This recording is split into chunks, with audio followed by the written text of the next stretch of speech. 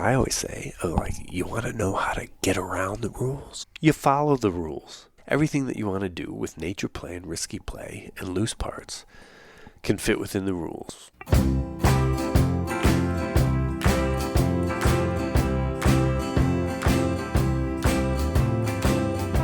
Hi, this is Rusty Keeler, and you're listening to the Play Nature Podcast, where we talk about play, nature, playing in nature, and the nature of play.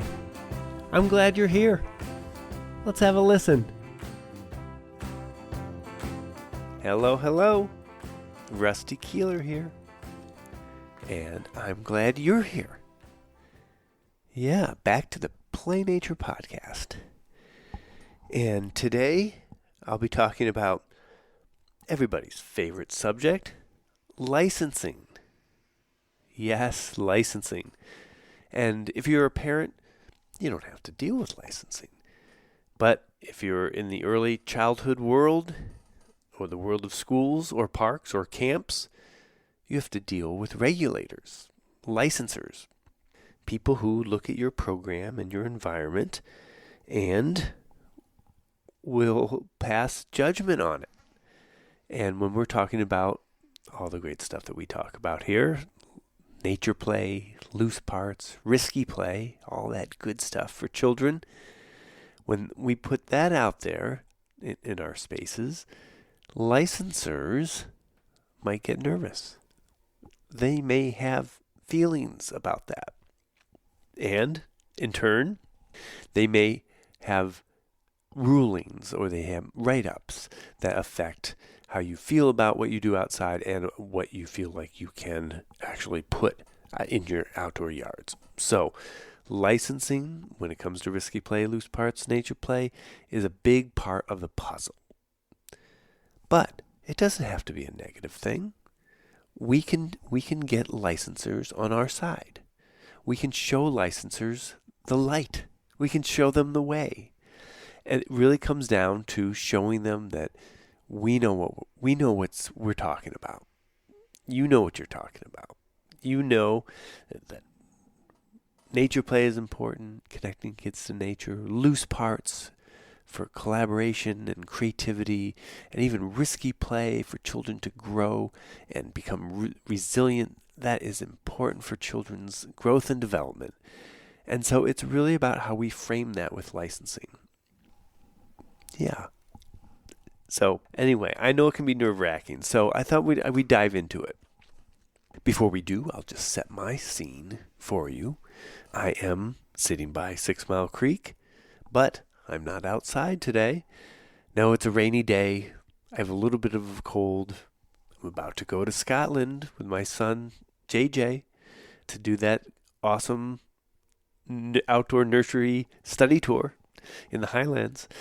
So I thought I'd just take it easy. I got a little bit of a cold, so I'm maybe not sitting outside in the rain. It might be a good idea to not do that. So, but here I am, and I am lucky enough in Ithaca, downtown Ithaca, to actually live next to 6 Mile Creek also, about a mile or two away from my Play Nature Podcast sit spot. But I still get to gaze out and look at the creek. And what's happening now with the creek is in the rain, the water is moving. The water is moving.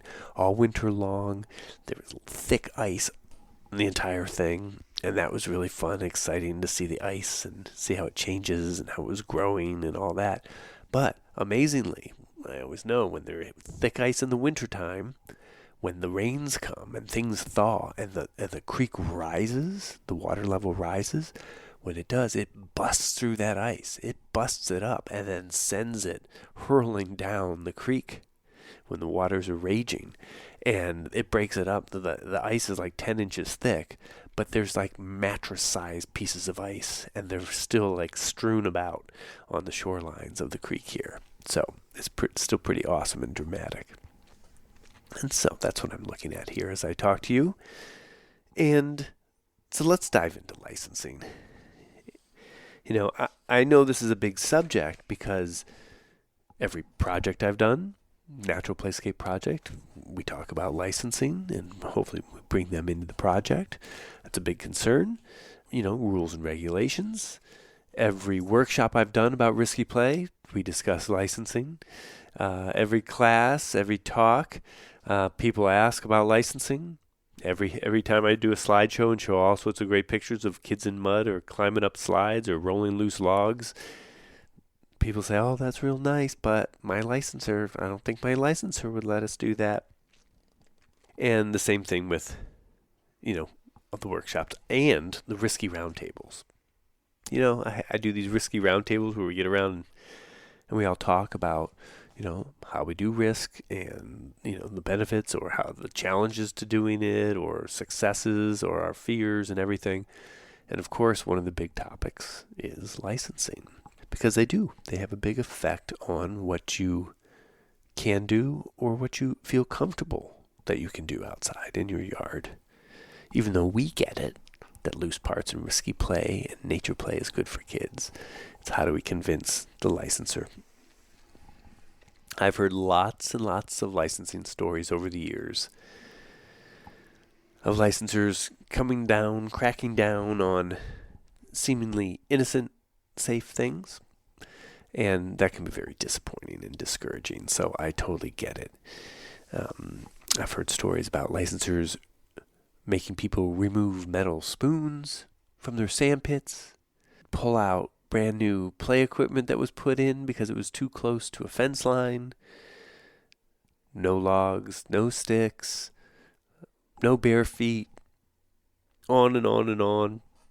And this is, very discouraging, right? Because these things are good, right? These things are good for children. But when the licensor comes in, they might not realize what you're all about.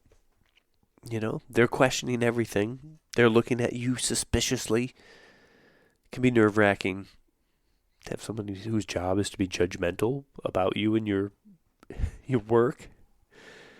And that can be humiliating also. So I get it. That's no fun. And it's even like the perfect storm for like power dynamics. So, that can't be, it's not necessarily the best part of being an early childhood educator, having to deal with the licensing. What I'm talking about today here is more the day-to-day inspections, those kind of surprise inspections that licensors do.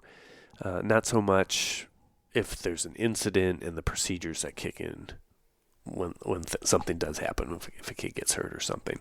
That's a whole different deal. And I've heard lots of stories about that too. But this is really the face-to-face discussions about you and your program and your environment. And so I have lots of empathy for you for having to deal with that. And you know what? I also have empathy for the licensors. Right? Let's unpack that for a bit. The licensor's job, I wouldn't want to have that job. It's a very important job, right? They're in charge of coming to programs, all sorts of different kinds of programs, and making some quick judgments about, okay, is this safe? Is this a dangerous place? Are the children safe here? Is somebody being negligent? Are they forgetting things? Is somebody actually doing a really terrible job? We've all heard horror stories, crazy stories about programs, schools, childcare centers that are negligent, that are doing crazy things, that are, I don't even want to get into that, but, we hear it on the news every now and then. So the licensors, they're the ones who have to make those judgments, and they're there to protect children. So it is a very important job. When they bump into, someone doing best practice like you and your people, but they still are looking at it with that same eye. So, and it's true that some licensors might not be the best, but that's probably the minimum, right? Most are reasonable. Most are just trying to do their jobs. In fact, I went to a licensor and regulator conference a couple of years ago. I was invited to do a risky play workshop, and I'll tell you, I was nervous because of years and years of working with early childhood folks in schools and hearing all these horror stories about these licensors. I thought they might have fangs and dripping blood and evil in their eye. But I went to the conference and everybody was super sweet and excited and loved their work and felt like they're really dedicated to their work and really felt a sense of meaning and purpose in their lives because their job was to help children and help children be safe, right? The next generation. So they felt like, all these mother hens. Now, these people might have been at the higher levels of licensing who feel that way. But still, it was a good moment for me to just kind of reflect maybe on my own preconceived notions about licensors and what they're about, and my biases. So they were great. I had a really good time at that conference, actually. And so that it got me thinking more about licensors and their job to protect children. And so, when it is their job to protect children, they don't want anything to happen. The centers that they visit, they don't want anything bad to happen to children on their watch, right? They don't want to take chances. So they come in with that attitude, They might be nervous. When they look at stuff, they do risk analysis, right? I always talk about that as the old way. You look at a space and it's risk analysis, all the bad things that could happen. That loose log, a kid going up a slide, having frying pans, having bare feet, having a metal spoon. What's all the bad things that could happen? And you say, no, we don't want any bad things to happen, so we remove all those things.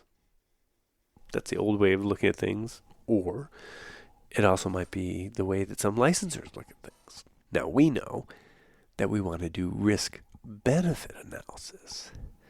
And that's when you look at the risks. Okay, what could a metal spoon do to you? But you also look at the benefits. What are the good things about a metal spoon? Oh, you can dig, you can sculpt, you can, feed sand to your plastic dinosaurs. All that stuff. So, and then you weigh the risks and the benefits. But the licensor is often coming in just doing the risk analysis. And they're making judgment calls, right? And they're not always the experts in this stuff, right? Some of them, if you're lucky, they do have an early childhood background. But a lot of them don't. They come from different fields, different places. And so they're making these judgment calls, and it's based on their background with children, with the rule book. It's based on their own relation to risk in their lives or with children, their comfort level, what their common sense is for children's play and play spaces, and it's their interpretation of the rules. And that can be nerve-wracking because they come in with all that stuff, but at the same time, they have seen things out there in the world. They've seen stuff that maybe might make our hair curl. Yeah, because there are spaces and programs that are kind of negligent, that don't, have the child's best interest in mind.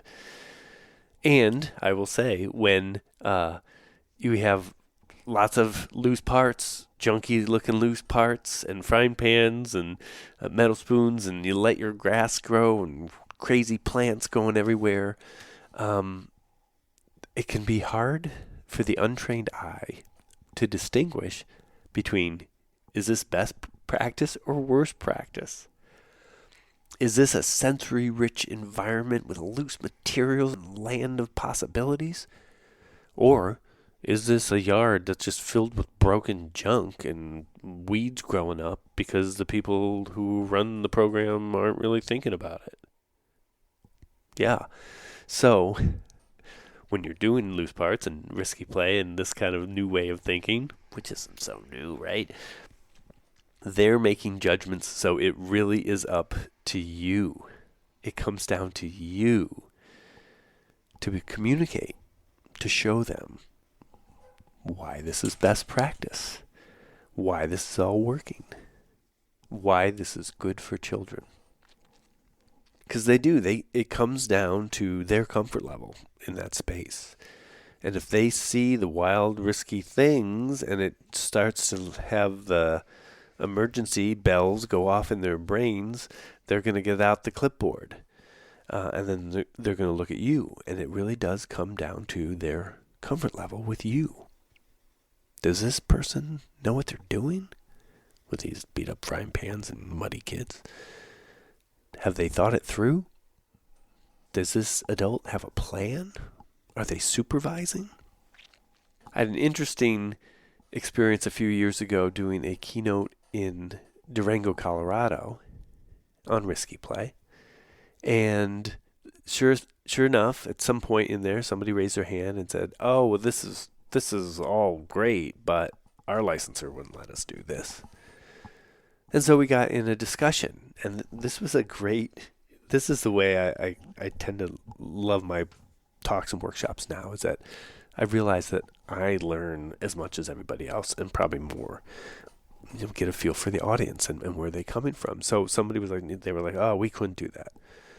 Somebody else on the other side of the room raised their hand and said, "Oh yeah, we do all this kind of stuff." Then went back to the original person and they were like, "Well, our licensor is this person from the jurisdiction of this, and they would definitely not let us." And then the person on the other side of the room raised their hand and said, "Well, that's the same licensor we have. And we have mud kitchens and water flowing and, International Mud Day and pots and pans and all that stuff." And it was interesting for me to realize, oh, in this case, it wasn't the licensor. It was the provider. It was the early childhood professional. And it was really their comfort level, either with the risky play, doing it, or what their fear was, what the licensor would say, or their ability or nervousness of speaking the truth or their beliefs and what they know about the benefits of risky play and loose parts to that licensor. So it really does come down to you, of how you communicate that. How do you communicate those benefits? How do you communicate that you know what you're doing? Hey, I know what I'm doing, and here's why. The good thing is research is on your side, right? There's lots of studies about nature in children and loose parts in children and risky play. It's out there. So you got a lot of stuff backing you up, but it's using your voice. And when I did my book, Adventures in Risky Play, What is Your Yes? I, again, know that licensing is a big part of the puzzle. So I interviewed licensors at the state level. I had a few different states, mixed it up, and the federal level. And we talked over risky play. And one thing that was amazing, but not that surprising, at that level, they're level-headed. But everybody I talked to was all for risky play. They understood that it was important in children's lives and that we should provide that in safe ways. They said the important thing was that you do it in the right way and that you manage it in the right way and that you supervise it in the right way. So there was just certain language that they're looking for to show the licensor on the ground, hey, we're doing this in a mindful way. This is intentional, and here's what we're doing. They also said that they sometimes feel that they are the scapegoat when it comes to supporting or providing risky play. So maybe that person in Colorado didn't really want to do muddy play or risky play. So they said, oh, the licensor wouldn't let us do that. The licensors I talked to who felt that sometimes they're scapegoated said, yeah, a lot of times that comes out with the provider will say, oh yeah, we can't do that, or they get word of it later and then say, we didn't say they couldn't do that. We have nothing against the mud kitchen. We have nothing against International Mud Day. But it might be that you don't want to do it. So we say, oh, licensing won't let us do that. No, yeah, I'd love to do it. I'd love to have kids muddy every day, but licensing wouldn't, So anyway, so that's up to you too, You get to say how much you want to dive into it. But in this podcast, we're encouraging you to dive into it. So it's, yes, comfort levels and your communication ability. So we'll sum it up now. Let's go through some solutions. So if I put it out there or summarize, we're saying that licensors have a challenging job. They have to make quick decisions. If they don't know you or they're new, they have to make decisions about you. Do you look like you know what you're doing? Does the environment look safe? Does the environment look like something that they recognize? When it comes to nature play stuff, sometimes they just know pieces of play equipment in the right fall zones, right? And they want to get rid of sticks and logs. That stuff's hazardous. So probably like when they studied or got their original binder, it talked about play equipment and head entrapments and pinch points and fall zones. So maybe that's what they think of it as a playground. But here, good people, we've turned it upside down and said, no, actually a good environment is messy and hilly and bumpy and loose, and kids are digging in it and changing it and all that stuff. So it is very different for licensors. So we have to hold their hand. We have to help them along. We can help them see the light of the beauty of this kind of play and these kind of play environments. But I know that is not necessarily why people get into education, and early education is to have to talk to licensors or have to, argue your point, eloquently and respectfully. You don't want to have to deal with all that stuff. You want to be around children doing the awesome play stuff and supporting that and saying yes. But, as I always say, when it comes to all that risky play and loose parts and nature play stuff, we adults have to do the boring stuff so children can do the fun stuff. And when I say boring stuff, that might mean talking to licensors, backing up your practice, describing the research of why mud kitchens are good for children to your licensor. Okay, it's not why you got into it, but it is a key part of your job, of our job as adults supporting play, is that we need to speak the language of the people that are in charge, or that have an effect on our children's play and play spaces. And of course, that can be the principal of your school, administration, fellow teachers, parents of your kids, and the licensing. So we need to be able to find those words to describe the benefits and why we're doing what we're doing. So here are some solutions and strategies when we think about the rules and interpretation of rules that dictate your environments and program. Number one, know your rules. Read those rules, know them inside and out. And so then you can have a really good, strong conversation with somebody, a licensor who might say, hey, no metal spoons. The rules say we can't have metal spoons. And I've heard from so many people in workshops, and Lisa Murphy says it in her talks. Show me in the rules where it says I can't have a metal spoon. Show me in the rules where I can't let children go up a slide. Show me in the rules. And, again, this takes courage. But this is good. Maybe this is where we step into our strength, right? You're strong with your big hearts and loving children and the work that you do, but this is another one. You step into your strength, into your power, and just say, respectfully, where is that in the rules? Because I follow the rules and I go through them, and, I don't say anything about going up slides or having logs or planting apple trees. So it's knowing those rules. Another thing that I always say, you want to know how to get around the rules. You follow the rules. Yeah. So that was as a playground designer, it's like, okay, you want to get around the rules so you don't even have to have a conversation about rules? You just follow the rules. And everything that you want to do with nature play and risky play and loose parts can fit within the rules. Natural playscapes, hills, boulders, climbing logs, all that stuff. You can look at the rules and put the right fall zone down. You can have things spaced out the right way according to those playground safety rules. You just know those rules and follow them. And then you can put it aside. So that's it. Know the rules for yourself. Know the rules so that you can open up the book and ask the licensor to say, about the metal spoons or whatnot.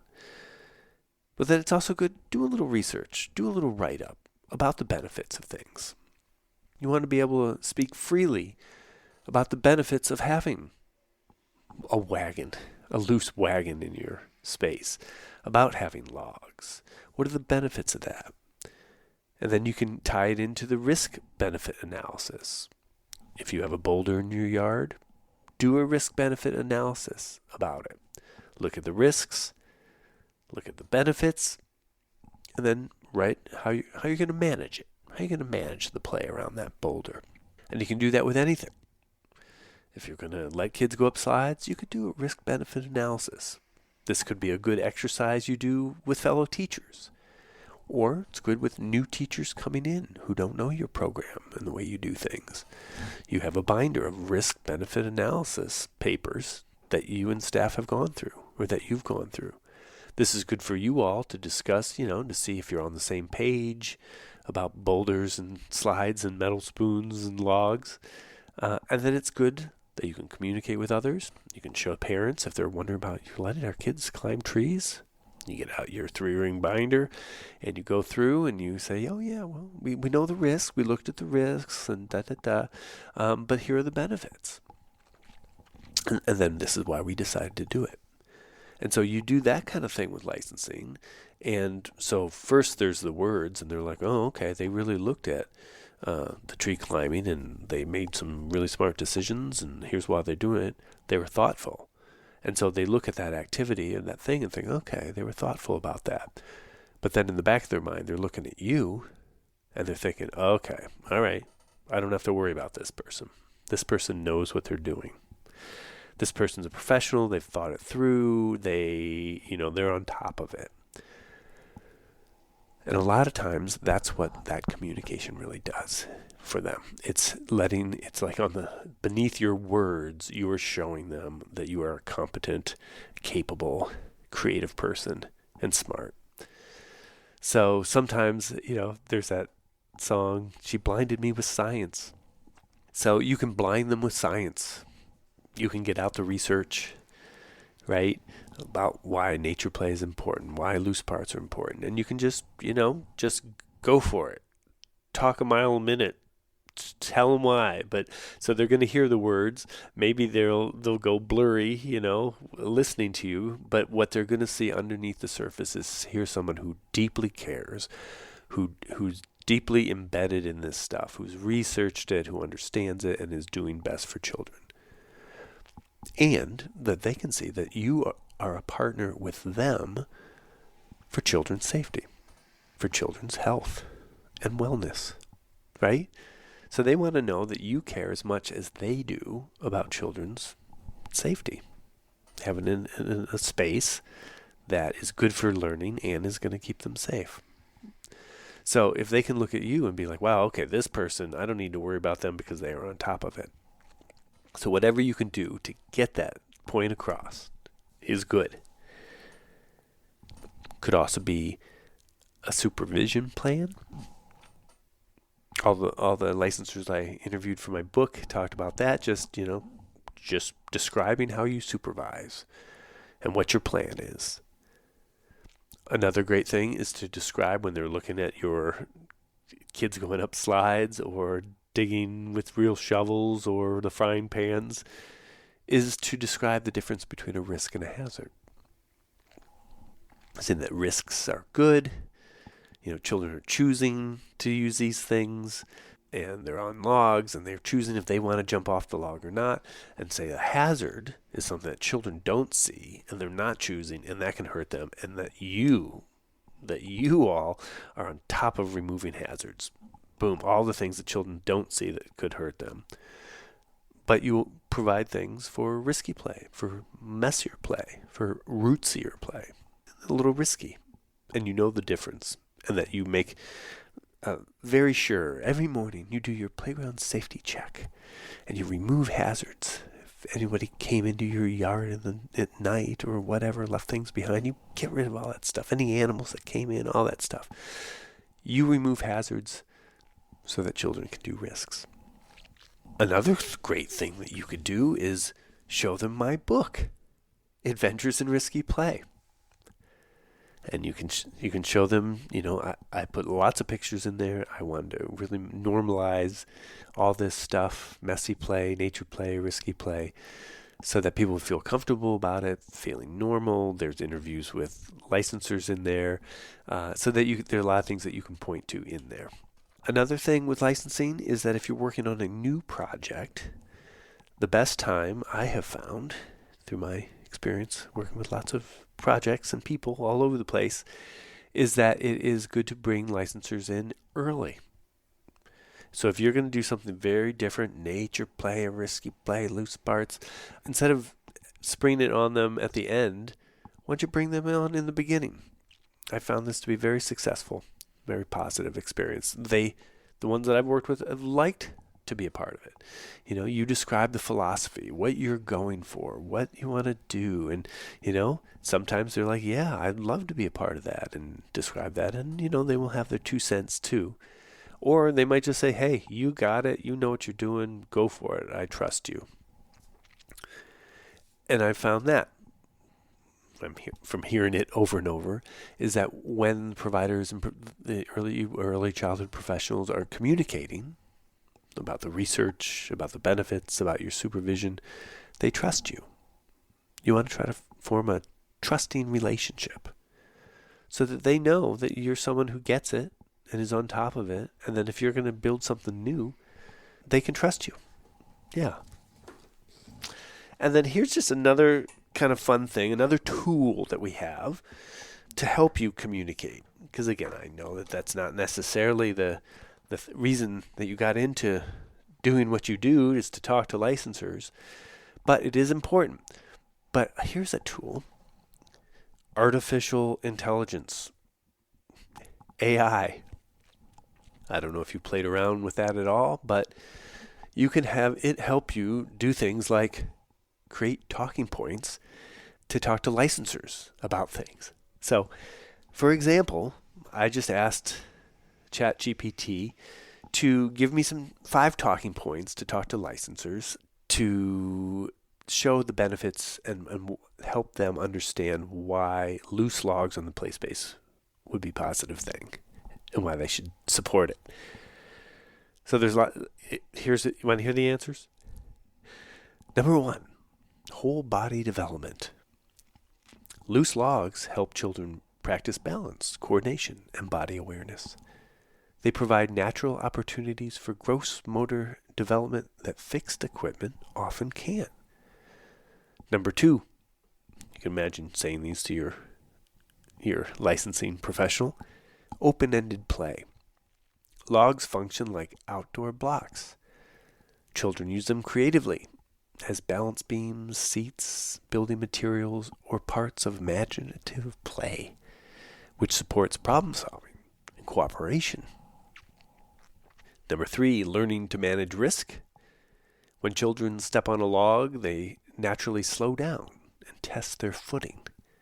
This helps them develop judgment and body awareness, which actually builds safer movement over time. 4, thoughtful supervision. We choose logs that are low and stable, and we supervise closely. Staff regularly check them for stability or splinters and guide children in how to use them safely. Number 5, common practice in nature programs. Logs and other natural loose parts are widely used in nature-based preschools and forest schools because they provide rich developmental play without unnecessary hazards. Yeah, so, you could have said all that stuff on your own, but if you need a little help, that's the place that you could turn to, AI, and just help you get a few little points that just might help you, in your discussions. And of course, the way AI works, it puts that out, then it's like, if you'd like, I can also give you 3 phrases that work well with licensing inspectors. How to distinguish hazard versus manageable risk. A 1-minute explanation you can deliver confidently during an inspection. So, anyway, it's eager to help. And I'm eager to help too.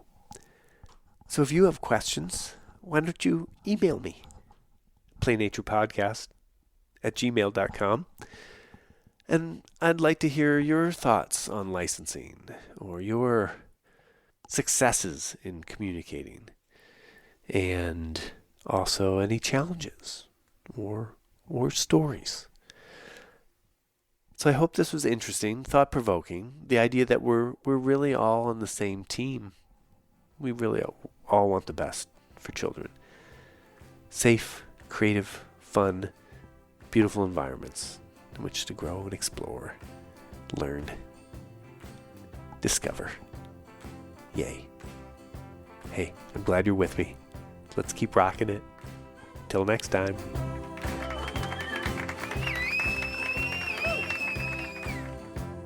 All right. Thanks for listening. Do you have a comment or a question? Email me at playnaturepodcast@gmail.com. You know I like talking about this stuff. And maybe we could use your question on a future podcast episode. As always, I have some free goodies for you in the show notes, including my outdoor loose parts guide. Fun stuff in there. And so I wish you the best in your outdoor play adventures.